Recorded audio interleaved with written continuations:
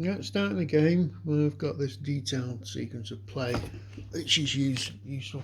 Just ignore any glare at the moment.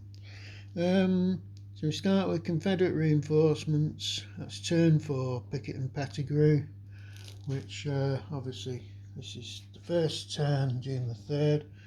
So I've got these over on the turn tracker over here for coming in when applicable. They come in, they've got quite a range of hexes they can come in on the south, so even if the Union were to exploit the Confederate Army is going to shift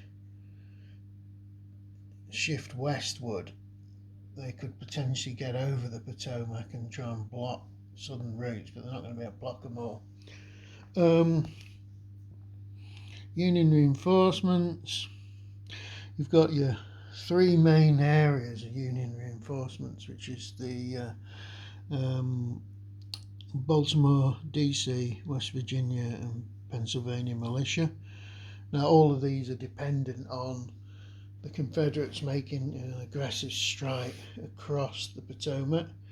So currently we're in Virginia, and there's no triggers for any Union reinforcements. Confederate communication phase. Now this is an optional rule. I am not using any of the optional rules, and the reason I'm not is this is ridiculously complicated game as it stands. Well, I say ridiculous, it's very, very complicated game as it stands, and I don't feel that I need to add any more complexity onto it, because I think it could become a little unmanageable. I might be wrong about that, but that's my decision. We've got leader transfer, naval movement and attachment phase. I'm not going to do anything, although potentially you could do something here. I'm not doing anything. I'm just going to leave it as is. I don't see any purpose in moving stuff around. The Confederate Army in Northern Virginia, my leaders are in the right place. Everybody's attached. Just looking at this, it gives you an idea of your problem you've got. Now, this isn't the entire army in Northern Virginia. There are a couple more units which I've discussed that come in on the fourth turn. But just look at the number of units. Now, Confederate units are much, much stronger. They're all about from 12 to 16, whereas Union units tend to be from 6 to 10. The Confederate Army is a lot more manageable in terms of command and control than the Union Army. This is probably one of the main reasons that the Confederates try to disrupt and break up and spread out the Army of the Potomac so they could attack individual pieces of it.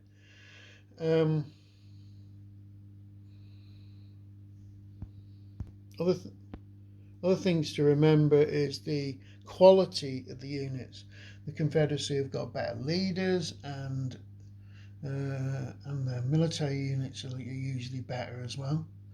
Oddly enough, they've got tend to have better artillery, which is strange considering the Union had more artillery than the Confederates, and also they had better types of guns than the Confederacy. But at this particular point in time, it doesn't. The way the counters and factors are on each one means they haven't got real artillery superiority. So it really takes us down to the action cycle.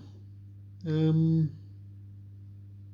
got an extra option here of being passive or operational. Now,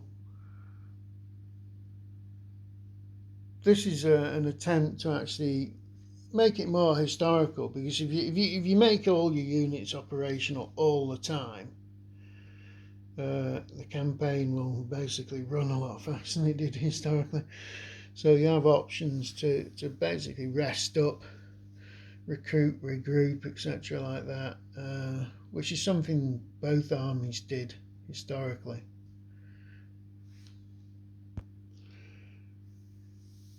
Okay, so that's it. We're at the point where we can start playing this now. I'm not quite sure how the Confederacy are going to get a significant drop on the Army of the Potomac, because historically they stole several marches on them, to say the least. Now I can see once you get going, the Confederates army is more manoeuvrable, but getting that initial sort of advantage, I'm not sure how that's going to happen, but it'd be interesting. I need to read the rules.